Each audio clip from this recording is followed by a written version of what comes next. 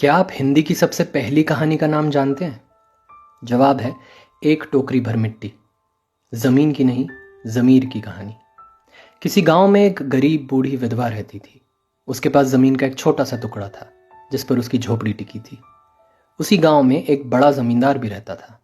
कई वक्त से उसकी नजर इस जमीन पर थी।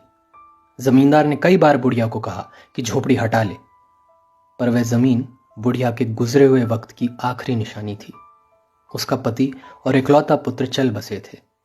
बहू 5 बरस की बेटी को छोड़ गुजर गई थी।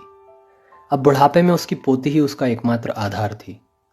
जब कहने से बात न बनी, जमींदार ने वकीलों की जेब गर्म की और अदालत से जमीन हथिया ली। विधवा को उसकी झोपड़ी से निकाल बाहर फेंक दिया गया। बेचारी कहीं और जा बसी। एक दिन जमींदार हड़पी हुई जमीन पर टहल रहा था। तभी विधवा एक टोकरी लिए वहां आई।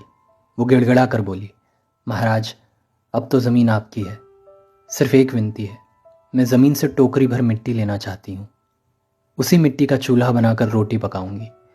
इजाजत हो तो एक टोकरी भर मिट्टी ले लूं। जमींदार ने ठसक से सिर हिलाया और आज्ञा दे दी।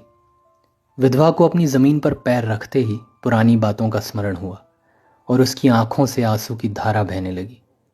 अपने अंदर के दुख को किसी तरह संभाल कर उसने टोकरी मिट्टी से भर ली।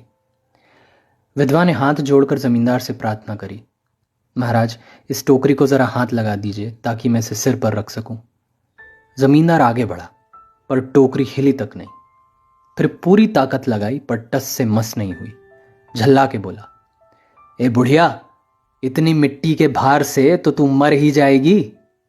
वो मुस्कुराई और बोली, अगर मैं एक टोकरी मिट्टी के भार से मर जाऊंगी तो मेरी पूरी जमीन के मिट्टी के भार से तेरा क्या हश्र होगा।